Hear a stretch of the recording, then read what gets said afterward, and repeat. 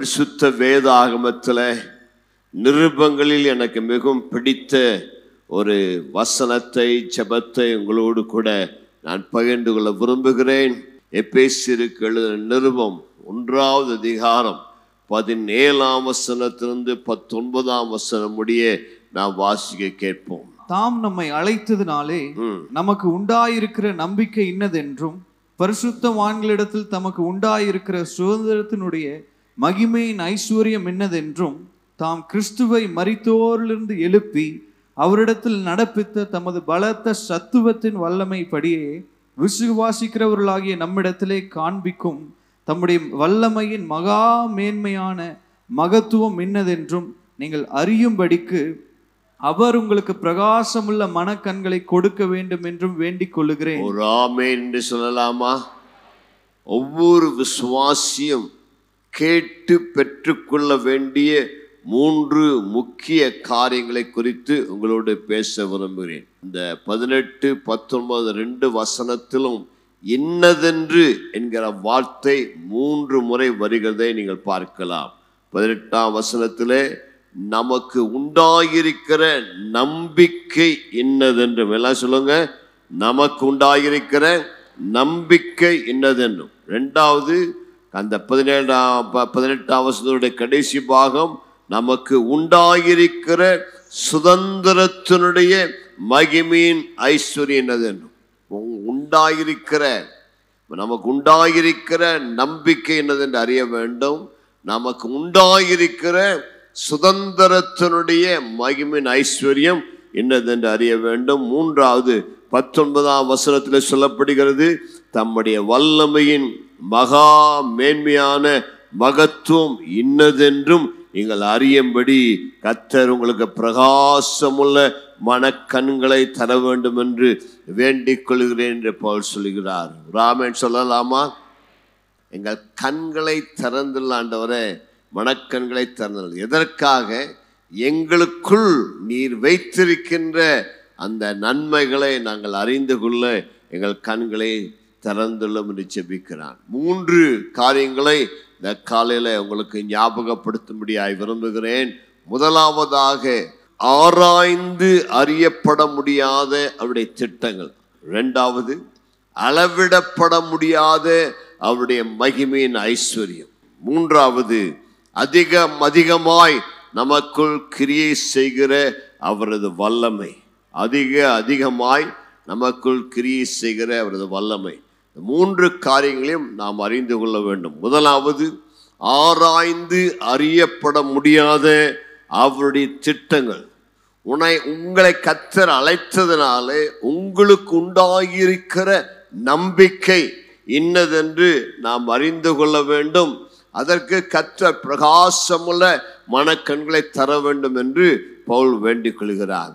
உங்களுக்குள் இருக்கக்கூடிய அந்த நம்பிக்கை, அதைத்தான் அப்போஸ்தலனாகிய பவுல் அவ்வதமாய் நமக்கு சொல்லுகிறார். நான் அதற்கு சொல்லுகிறேன், ஆராய்ந்து அறியப்பட முடியாத அவருடைய தெய்வீக திட்டங்கள். பக்கத்திற்கு கைகொடு சொல்லுங்க, உங்க வாழ்க்கை குறித்து தேவனுக்கு உங்க அறிவு கெட்டாத, உங்களால் புரிய முடியாத, ஆமா, நீங்க அறிந்து கொள்ள முடியாத அநேக பிளான்களை கர்த்தர் வைத்திருக்கிறார். ஹல்லேலூயா. இந்த ஏப்ரல் மாதத்துல உங்களுக்காக சிறந்த திட்டங்களை வைத்திருக்கிறார். நல்ல திட்டத்தை வைத்திருக்க, உங்க மூளையில தோன்றாத, உங்க புத்திக்கு எட்டாத, அறிவுக்கு புலப்படாத தெய்வீக திட்டங்கள், நோக்கங்களை கர்த்தர் உங்களுக்காக முன் குறித்து வைத்திருக்கிறார். ஹல்லேலூயா. ஆண்டவராகிய இயேசுவை ஒருவர் தங்களுடைய வாழ்க்கையில் ஏற்றுக்கொள்ளும் பொழுது அவருடைய எதிர்காலத்திற்காக அவர் நல்ல திட்டங்களை தீட்டி ஆயத்தமாய் வைத்திருக்கிறார். இயேசுவை நான் அறிந்து கொள்ளும் முன்பதாக என்னுடைய வாழ்க்கை இருண்டிருந்தது. என்னுடைய வாழ்க்கையில் நம்பிக்கையே இல்லை. நம்பிக்கையற்றவனாக, எதிர்காலம் அற்றவனாக நான் வாழ்ந்து கொண்டிருந்தேன்.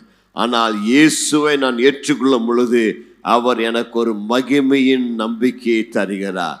கொலோசையர் 1:27 வாசிங்க.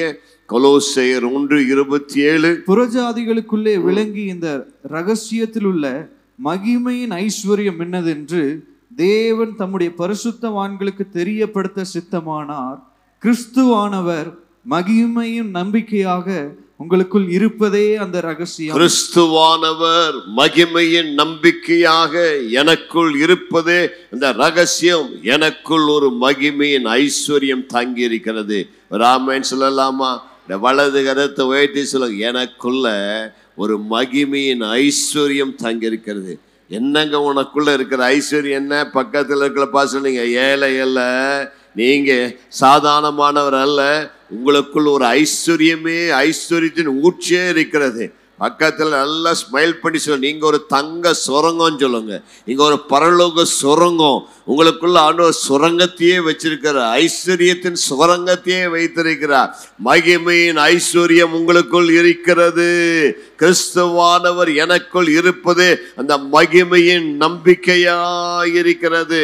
இயேசுவை ஏற்றுக்கொண்ட ஒவ்வொரு பிள்ளைகளுக்கும் அவர் சொல்றாரு, நான் உனக்குள்ள இருக்கிறப்பா, நான் தான் உனக்கு ஒரு மகிமை எதிர்காலத்தின் இந்த நாட்களுடைய நம்பிக்கையா இருக்கு. ஜான் ஜி லேக் என்று சொல்லப்பட்ட ஒரு பெரிய தேவ மனிதர் ஒவ்வொரு நாளும் கண்ணாடி முன்னாடி நின்று அவருடைய உருவத்தை பார்த்து சொல்லுவாராம், இந்த மனிதனுக்குள் இயேசு தேவன் வாழ்கிறார் சொல்லுவாராம். உங்க நெஞ்சு மேல கை வைத்து சொல்ல, எனக்குள்ள இயேசு வாழ்கிறார். நான் சாதாரணமானவன் அல்ல, எனக்குள் ஒரு மகிமையின் பொக்கிஷம் இருக்கிறது, எனக்குள் ஒரு மகிமையின் ஐஸ்வர்யம் இருக்கிறது. பரலோகமே எனக்குள்ளதாங்க இருக்குது. பரலோகம் எனக்குள்ள இருக்கும் போது எனக்கு குறைவே இல்லை. ஹல்லேலூயா.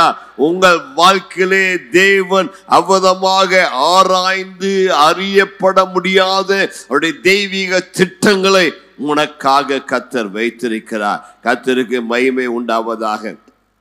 ஒரு மனிதன் இயேசு கிறிஸ்துவை ஏற்றுக்கொள்ளும் பொழுது அவருடைய வாழ்க்கையில நம்பிக்கை உண்டாகிறது. நம்பிக்கை இல்லாத இடத்துல அவர் பரிபூர்ணமான நம்பிக்கையை தந்து உங்களை ஆசீர்வதிக்கிறார். நான் வெட்கப்பட்டு போவதில்லை, நான் நம்பினது அவராலே வரும். கைகளை உயர்த்தி சொல்லாமா? நான் நம்புகிறது அவராலே வரும். நல்ல கை அசைத்து, நான் வெட்கப்பட்டு போவதில்லை.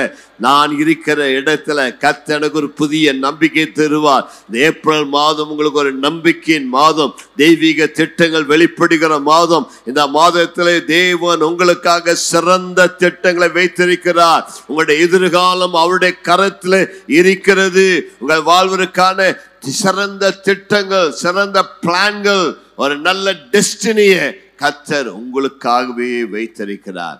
எனக்கு பைபிளை பிடிச்ச இன்னொரு வசனம் எரேமியா 29:11 அவதமாய் சொல்லுகிறவங்க எல்லாருக்கும் மனப்பாடமா தெரியும் நினைக்கிறேன். இந்த வசனத்தை பல முறை கேட்டிருக்கிறீங்க. எல்லாம் சேர்ந்து சொல்லலாமா? நீங்கள் எதிர்பார்த்திருக்கும் முடிவை நான் உங்களுக்கு தரும்படி நான் உங்கள் பேரில் வைத்திருக்கிற எண்ணங்கள் தீமைக்கானவைகள் அல்ல, அவைகள் சமாதானத்துக்கு ஏதுவான நினைவுகளே என்று கர்த்தர் சொல்லுகிறார். ஹல்லேலூயா.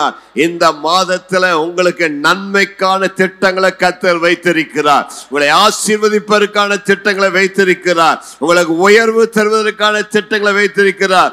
You shall be successful, you shall prosper, you shall be blessed. இந்த ஏப்ரல் மாதம் 4வது மாதம் எல்லாருக்கும் முட்டாள்களின் மாதம், எல்லாத்தையும் ஏமாத்துகிற மாதம், எல்லாரையும் முட்டாள பைத்தியமாக்குற மாதம். ஆனால் தேவனை நம்புகிற உனக்கு இந்த மாதம் ஏமாறுகிற மாதம் அல்ல. இந்த மாதம் உனக்கு ஒரு நம்பிக்கையின் மாதம், தேவனுடைய உயர்த்துகிற மாதம், தேவனுடைய ஆசீர்வதிக்கிற மாதம். தேவன் உனக்காக நல்ல திட்டங்களை வைத்திருக்கிற ஒரு மாதமாக இருக்கிறது. கர்த்தருக்கு மகிமை உண்டாவதாக.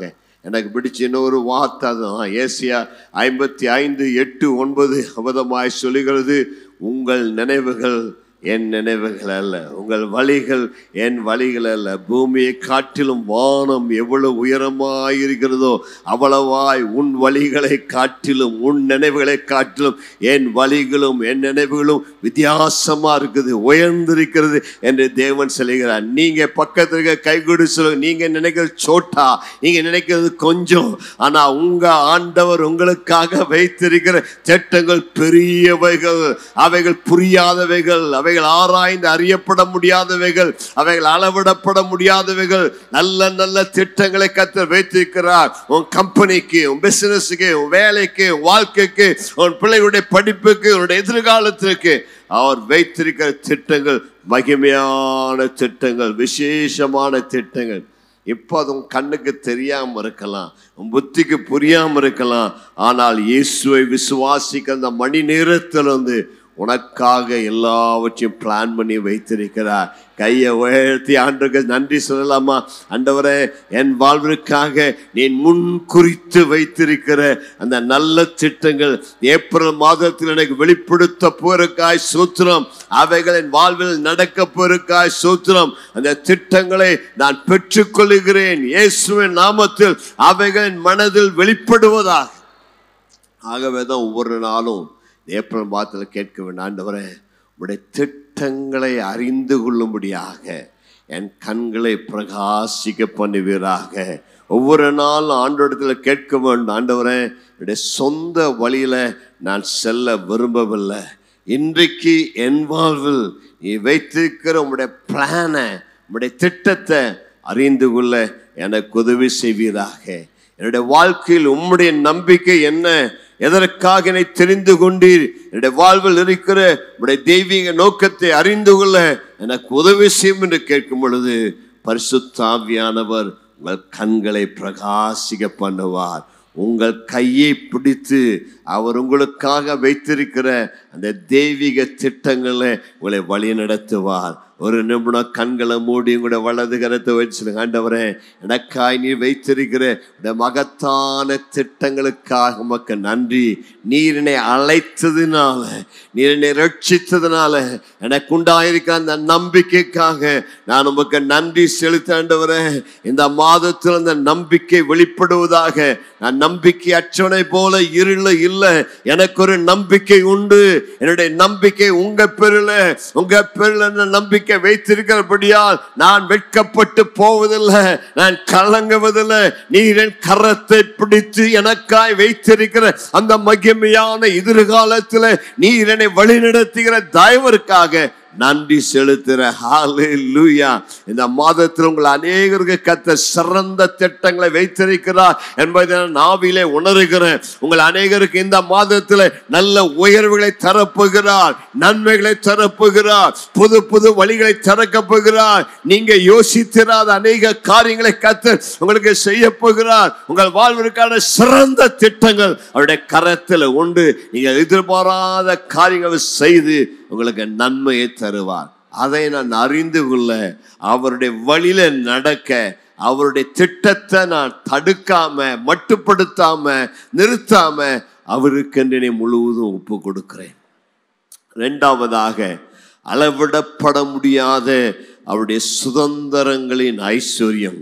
ஒரு ஆமென் சொல்லலாமா?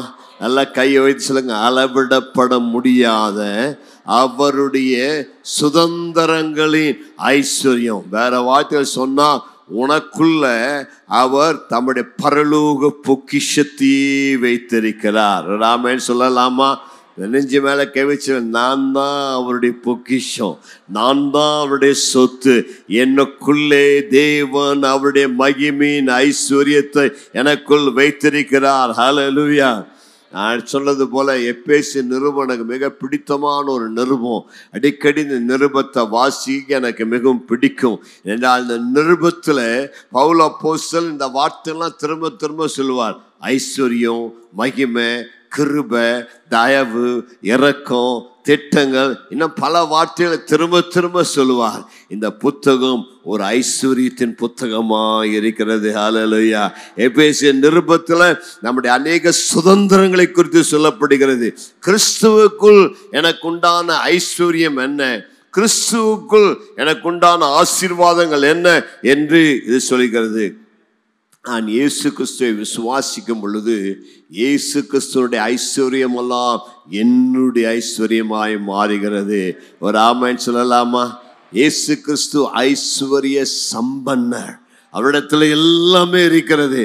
நான் அவரை விசுவாசிக்கும் போது அந்த ஐஸ்வர்யம் எனக்குள் இறங்கி வருகிறது, எனக்கு சொந்தமாகிறது. ஒரு ஆமென் சொல்லலாமா? கையை அசைத்து சொல்லுங்க, நான் தரித்திரன் அல்ல, இயேசு எனக்காக தரித்திரமாய் மாறினபடினாலே அவருடைய தரித்திரத்தினாலே நான் ஐஸ்வர்யவானாக மாறுகிறேன். பரலோக ஐஸ்வர்யம் எனக்குள் இறங்கி வருகிறது. ஹல்லேலூயா. கிறிஸ்து இயேசுக்குள் எனக்கு ஐஸ்வர்யம் மட்டுமல்ல, இயேசு கிறிஸ்து அவருடைய பொக்கிஷத்தை எனக்குள் வைத்திருக்கிறார். நான் அவருடைய சுதந்திரமாய் இருக்கும்படியாக தேவன் என்னை தெரிந்து கொண்டிருக்கிறார். ஆண்டவர் என்னை சிருஷ்டிக்கும் போது, நான் மறுபடியும் பிறக்கும் பொழுது எனக்குள்ள அவருடைய அறிவு, ஞானம், கிருபை, திறமை, தாளந்துகள், இன்னும் அநேக ஆசீர்வாதத்தை எனக்குள் வைத்திருக்கிறார். ஆமென் சொல்லலாமா? நெஞ்சு மேல கை சொல்லுங்க, எனக்குள் அவருடைய ஊற்றுகள் ஊறிக்கொண்டே இருக்கிறது. உனக்குள்ள பரிசுத்தாவின் ஊற்றுகளை வச்சிருக்கிறார். நீ ஜெர்மன அந்த ஊற்றுகள் திறக்கப்பட ஆரம்பிக்கும். எப்படி ஈசாக்கு போய் துறவு வெட்டின பொழுது பல ஆண்டுகளாய் அடைபட்டிருந்த அந்த ஊற்றுகள் திறவுண்டது போல, நீ நல்ல ஜெர்மனும் பொழுது உனக்குள்ள கர்த்தர் வைத்திருக்க அந்த பரலோக ஜீவ ஊற்றுகள் திறக்கப்பட ஆரம்பிக்கும். ஆகவேதான் ஆண்டவர் சொன்னார், என்னை விசுவாசி உள்ளத்திலிருந்து அந்த ஜீவ தண்ணீர் உள்ள நீரூற்றுகள் புறப்பட்டு வரும். உன்னுடைய இருதயத்தை எல்லா காவலோடு காத்துக்கள், அதனிடத்திலிருந்து ஜீவ ஊற்றுகள் புறப்படும் என்று சொன்னார் அல்லவா? உனக்குள்ள உன்னை ரட்சித்த பொழுது, உன்னை ஆண்டவருடைய பிள்ளையாக மாற்றிய பொழுது உனக்குள் தேவன் சில ஊற்றுகளை வைத்திருக்கிறார். இன்னும் அந்த ஊற்றுகள் திறக்கப்படல, இன்னும் அந்த ஊற்றுகள் கண்டுபிடிக்கப்படல. ஆனால் இந்த ஏப்ரல் மாதத்திலே உனக்குள் வைத்திருக்கிற ஊற்றுகள் திறக்கப்பட போகிறது. அந்த ஊற்றுகளை கண்டுபிடிக்க கர்த்தர் உனக்கு உதவி செய்வார்.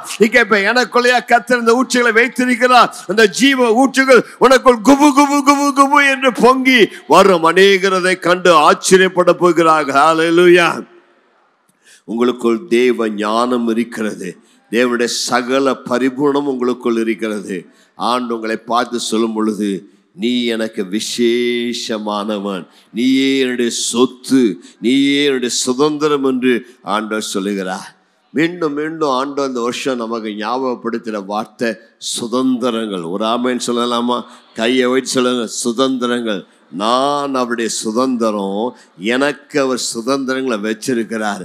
நான் நிச்சயமா நம்புகிறேன், இந்த ஆண்டு யார் யாருடைய வாழ்க்கையில சுதந்திரங்கள் இல்லையோ உங்கள் எல்லாருக்கும் சுதந்திரங்களை தருவாராக. கால் மிதிக்கிற இடங்களை தருவாராக. யாக்கோபுக்கு படுத்த பூமியை தந்தவர், யோசுவாவுக்கு கால் மிதிக்கிற இடத்தை தந்தவர், காலேபுக்கு மலை நாட்டை தந்தவர், அக்சாலுக்கு மேற்புறத்தில் கீழ்ப்புறத்தில் நிலங்களை தந்தவர். உங்களுக்கு இரட்டிப்பான சுதந்திரங்கள் உண்டாவதாக, இரட்டிப்பான நன்மைகள் உண்டாவதாக. என்னென்ன சுதந்திரங்கள் உங்கள் வாழ்வில் தேவையோ அந்த சுதந்திரங்களை கர்த்தர் உங்களுக்கு தருவாராக. அந்த மகிமையின் சுதந்திரத்தை நீங்கள் அறிந்து கொள்ள தேவன் உங்கள் கண்களை திறந்துள்ளுவாராக. எனக்குள் அவர் வைத்திருக்கிற அவருடைய மகிமையின் ஐஸ்வர்யத்தை நான் அறிந்து கொள்ள கர்த்தாவே என் கண்களை திறந்துள்ளுவீராக. கைகளை உயர்த்தி ஜெபமெல்லாம், ஆண்டவரே நீர் எனக்குள்ள வச்சிருக்கிற அந்த மகிமையின் ஐஸ்வர்யத்தை நான் அறிந்து கொள்ள என் கண்களை திறந்துள்ளுவீராக. ஹல்லேலூயா. உனக்கு வேண்டிய செழிப்பு, உனக்கு வேண்டிய பாக்கியம், உனக்கு வேண்டிய நன்மைகள், உனக்கு வேண்டிய ஆசீர்வாதங்கள் எல்லாவற்றையும் வைத்திருக்கிறார். கர்த்தருக்கு மகிமை உண்டாவதாக. ஆதாம் சிருஷ்டிக்கு முன்பதாக, ஆதாம் ஏவாளை ஏதேன் தோட்டத்தில் உருவாக்கும் முன்னாடி ஆண்டவர் 6 நாள் ஆதாம் ஏவாளுக்காய் பிஸியா இருந்தார். என்ன பண்ணாரு? வானம், பூமி, நட்சத்திரம், மீன்கள் எல்லாம், ஆடு மாடு, செடி கொடி, தாவரம், கனி, மரங்கள் எல்லாத்தையும் உண்டாக்கியதான் கடைசியில் ஆதாம் உண்டாக்கினார். நான் யோசிப்பேன், முதலையே ஆதாம் உண்டாக்கி ஆதாமே கூட வானம் எல்லாம் உண்டாக்குறேன்னு சொல்லி எல்லாத்தையும் ஆதாமுக்கு காமிச்சு உண்டாக்கியிருந்தா நல்லா இருந்துக்குமேன்னு சொல்லி. அப்படி இல்லை. ஆதாம் முதல் நாள் உண்டாக்குனா அவன் பசியாக இருந்திருப்பான், அவனுக்கு சாப்பாடு தேடி இருப்பான், அவனுக்கு புசிக்க ஒன்று இருந்திருக்காது, குடிக்க தண்ணி இருந்திருக்க. அவன் தெய்வம் எல்லாம் மனுஷன் தானே, அதனால ஒன்றும் இருக்காது. அதனால 6 நாள் அவனுக்காக எல்லாவற்றையும் ஆயத்தப்படுத்தி எல்லாம் முடிந்ததுன்னு சொன்ன பிறகு ஆதாம் உண்டாக்கி, இந்தாடா நான் உண்டாக்கின உலகத்தை என்ஜாய் பண்ணடா, எல்லாத்தையும் உனக்காக உண்டாக்கி வச்சிருக்கிறேன். உன்னுடைய சந்ததி இந்த பூமியில் இருக்கிற வரைக்கும் உனக்கு ஆகாரம் குறையாது, தண்ணி குறையாது, மழை குறையாது.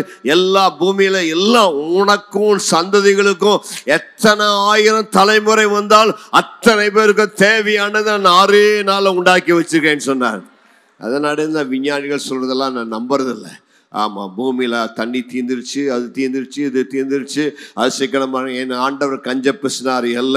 மனுஷன் கடைசி மனுஷன் இந்த உலகத்தில் வாழ்கிற வரைக்கும் மனுஷனுக்கு தேவையான எல்லாவற்றையும் அன்றைக்கே உண்டாக்கி வைத்து விட்டார். இந்த பூமியில் அது பாட்டுக்கு நிலக்கரி வந்துட்டே இருக்கும், தங்கம் வந்துட்டே இருக்கும். ஒன்று தீர்ந்துச்சுன்னா இன்னொரு சுரங்கத்தை கண்டுபிடிப்பான், இன்னொரு இடத்தை கண்டுபிடிப்பான். தண்ணிகள் ஊற்றுகள் வந்து கொண்டே இருக்கும். ஏனென்றால் என் தேவன் உண்டாக்கிய பொழுது எல்லாவற்றையும் பரிமாணம் உண்டாக்கினார். ஹல்லேலூயா. என் புள்ள கவலைப்படாத, உனக்கு தேவையான எல்லாவற்றையும் அவர் வச்சிருக்கிறார். உன் படிப்புக்கு தேவையான, உன் செமஸ்டர் கம்ப்ளீட் பண்ண, உன் வாழ்வுக்கு தேவையான எல்லாவற்றையும் அவர் ஏற்கனவே முன்கூட்டியே வச்சிருக்கிறார். எனக்கு எங்கிருந்து நாளைக்கு வீட்டுக்கு வரி செலுத்த பணம் வரும், எலக்ட்ரிசிட்டிக்கு பணம் வரும், கவலைப்படாத. பக்கத்துல கவலைப்படாத. மீனின் வாயில காசு வச்சிருக்கிறார். அந்த மீன் உன்னை தேடி வரும், அந்த காக்கா உன்னை தேடி வரும். உனக்காய் பரலோகம் திறக்கப்படும். உனக்கு ஒரு நன்மை குறைபடாது. என் தேவன் தம்முடைய மகிமையின் ஐஸ்வரியத்தின்படி கிறிஸ்து இயேசுவிலே உன் குறைவெல்லாம் நிறைவாக்க வல்லவராயிருக்கிறார். அவரிடத்தில் ஐஸ்வர்யம் உண்டு, ஏராளம் உண்டு. அவர் ஐஸ்வர்ய சம்பன்னர். உன்னை உயர்த்தி இந்த மாதத்தில் உனக்கு பாலும் தேனும் ஓடுகிற ஆசீர்வாதங்களை உனக்கு தர வல்லவர். நல்ல கைகளை வச்சு, ஆண்டவரே உம்முடைய கிருபை இந்த மாதத்தில் எனக்கு உண்டாவதாக. உம்முடைய தயவு, உம்முடைய இரக்கம், உம்முடைய நன்மை, உம்முடைய ஐஸ்வர்யம் எனக்குள் வருவதாக. ஆண்டவர் உனக்கு தருகிற ஐஸ்வர்யத்தை ஒருவராலும் எடுக்க முடியாது, ஒருவராலும் கொடுக்க முடியாது.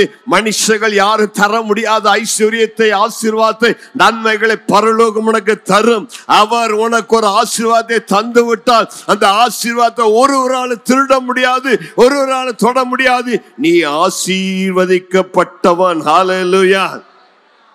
கையை உயர்த்தி சொல்லுங்களேன், தேவன் என்னை ஆசீர்வதிக்க சித்தம் கொண்டால் அதை தடுப்பது யாரு? அதுக்கு அளவு போடுவது யாரு? அதுக்கு நிறுத்துவது யாரு? அவர் வானத்தை திறந்து இடம் கொள்ளாமற் போகும் மட்டும் நிரம்பி வழியத்தக்கதாக, வழிந்தோடத்தக்கதாக ஆசீர்வாதத்தை உனக்கு தர வல்லவர். காட்டில மேய்கிற 1000-10,000 ஆடு மாடுகள் அவருடையது. உலகத்தில் இருக்கிற பொன்வெளி எல்லாம் என்னுடைய, அவருடையது. ஆகவே அவரின் குறைகளை நிறைவாக்குவார். அதுதான் மகிமையின் ஐஸ்வர்யம். எனக்குள் அவருடைய மகிமையின் ஐஸ்வர்யம் இருக்கிறது. நானே அவருடைய பொக்கிஷம். என்னை அவர் கைவிடவே மாட்டார், என்னை அவர் விட்டுவிடவே மாட்டார். எனக்காக எல்லாவற்றையும் செய்து முடிக்கிற தேவன். மூன்றாவது, எனக்கு மிகவும் பிடித்தமான ஒரு வார்த்தை, அடிக்கடி நான் சொல்லுகிற வார்த்தை, எனக்குள் கிரியை செய்கிற அவருடைய மகிமையின் வல்லமை. ஏமன், அதிகமாய் பெருகுகிற அவருடைய வல்லமை. ஏமன், அவர் பார்த்த பவுல் அப்போஸ்தலன் சொல்லும் பொழுது, கிறிஸ்துவை மரித்தோரிலிருந்து எழுப்பி அவரிடத்தில் நடப்பித்த தமது பலத்த சத்துவத்தின் வல்லமைப்படியே விசுவாசிக்கிறவர்களாகிய நம்மிடத்தில், யாரிடத்துலங்க?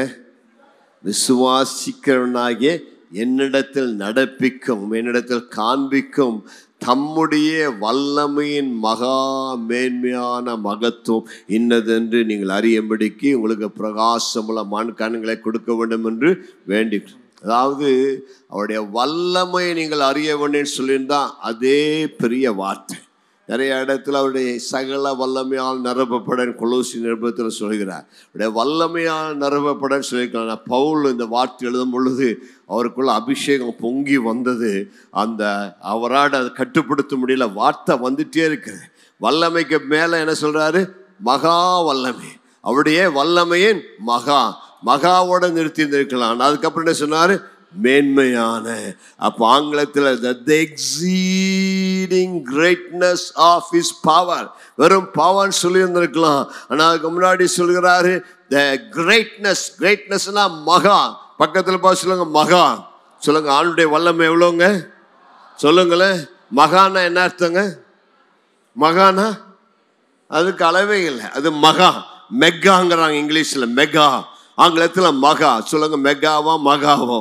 நீ மக்களை மகா, மகா பெரிய. ஹல்லேலூயா. அப்ப மகா என்று சொல்ல மட்டும் எக்ஸீடிங் என்று சொல்கிறார். எக்ஸீடிங் என்று சொன்னா அவருடைய மேன்மையான மகத்துவம், மேன்மையின் மகத்துவம். இங்கிலீஷ்ல தான் நல்லா இருக்கு. எக்ஸீடிங்னா அளக்கவே முடியாது, சொல்லவே முடியாது, அதுக்கு அளவே கிடையாது, எல்லை இல்லாத, அளவுக்குட்படாத, தடுத்து நிறுத்த முடியாத அவருடைய அபிஷேகத்தின் வல்லமை உனக்குள் இருக்கிறது. அந்த வல்லமை என்ன வல்லமை? இயேசு கிறிஸ்துவ மரணத்தொண்டு உயிரோடு எழுப்பின அந்த பரிசுத்த ஆவியான அவருடைய வல்லமை உனக்குள் இருக்கிறது. உங்க நெஞ்சு மேல கை வைத்து சொல்லுங்க, எனக்குள்ள ஒரு ஜெனரேட்டர் இருக்குது. சொல்லுங்களேன், உங்களுக்குள்ள என்ன இருக்கிறது? உங்களுக்குள்ள பரலோக ஜெனரேட்டரே வச்சிருக்கிறாரு. எத்தனை பவர் கட் வந்தாலும் கவலை இல்லை. ஆனா எனக்குள் இயேசு இருக்கிறபடினால எனக்குள் ஜெனரேட்டர் இருக்கிறது. எந்த சூழ்நிலையா இருந்தால் எனக்குள்ள இருக்கிற ஜெனரேட்டர் பொங்கி பொங்கி வருகிறது.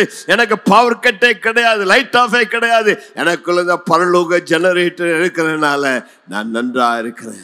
Satan power zero power, Jesus power super power. இயேசு இல்லைன்னா நான் உண்டுங்கள. இயேசு எனக்குள் இருக்கிறபடினால அவருடைய வல்லமை எனக்குள் இருக்கிறது. நெஞ்ச மேல கை வைத்து சொல்லுங்க, அவருடைய வல்லமை எனக்குள் நிரந்தரமா தங்கி இருக்கிறது. வந்து போகிறதல்ல, இன்னைக்கு வரும் நாளைக்கு மறுபடியும் பெற்றுக்கொள்ளணும் அல்ல. எனக்குள்ள வல்லமை நிரந்தரமாய் தங்கி இருக்கிறது. இந்த வல்லமையை நாடி நான் அங்கெங்கும் ஓடிக்கொண்டிருக்க வேண்டிய அவசியம் இல்லை. இந்த வல்லமை எனக்குள் என்றென்றும் தங்கி இருக்கிறது. ஹல்லேலூயா. உனக்குள் இருக்கிற வல்லமை என்னன்னு உங்களுக்கு தெரியுமா? உனக்குள் இருக்கிற வல்லமை பயங்கரமான வல்லமை.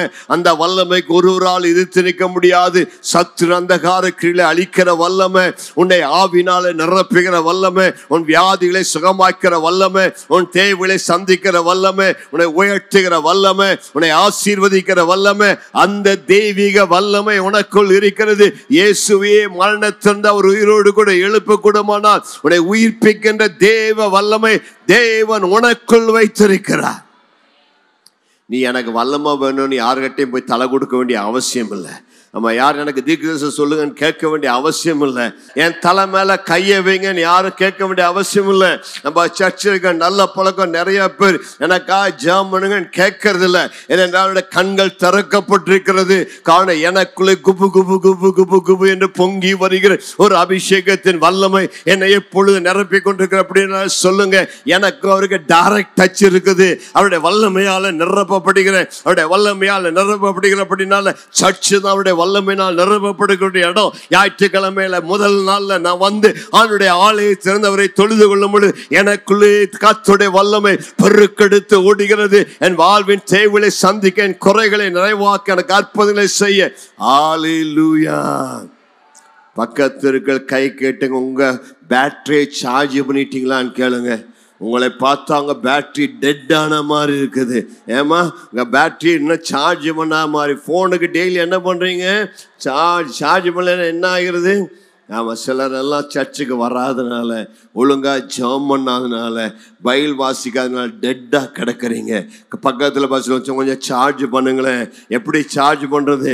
2 நிமிஷம் அந்நிய பாஷையில் பேசுனீன்னா, 2 நிமிடம் ஆவியில் நிரம்பினா உடைய பேட்டரி சூப்பராக சார்ஜ் ஆயிரும். நல்லா ஆவியில் நிரம்பி அப்புறம் வண்டி நல்லா ஓடும். வண்டி இன்னைக்கு பிரேக் டவுன் ஆகி உட்காந்துருச்சுன்னா சார்ஜ் கொஞ்சம் கம்மியாக இருக்குதுன்னு அர்த்தம். கையை உயரலைன்னா சார்ஜ் கொஞ்சம் கம்மியா இருக்குதுன்னு அர்த்தம். ஆமா, அந்நிய பாஷை பேசலன்னா சார்ஜ் போயிடுச்சுன்னு அர்த்தம். எழுந்து நிற்போமா, நல்லா 2 கைகளை உயர்த்தி எல்லா ஆவியில அந்நிய பாஷையில பேசி, ஆண்டவரே எனக்குள் இருக்க இந்த மகத்தான வல்லமை எனக்கு இருக்கிறபடினால் இந்த மாதம் எனக்கு சுகம், இந்த மாதம் எனக்கு ஆரோக்கியம், இந்த மாதம் எனக்கு அற்புதம். பலவீனம் இல்லை, நோய்கள் இல்லை, குறை இல்லை, சுகவீனம் இல்லை. நான் சுகமாயிருக்கிறேன். எனக்குள் உம்முடைய வல்லமை, மகத்துவமான வல்லமை, அறிவு கெட்டாத, அளவிடப்பட முடியாத, தடுத்து நிறுத்தப்பட முடியாது அந்த தெய்வீக வல்லமை எனக்குள் இருப்பதற்காக நன்றி. நல்லா 2 கைகளை உயர்த்தி ஒரு நிமிடம் நல்ல ஆவியில நிறைந்த அந்நிய பாஷையில பேசுங்க.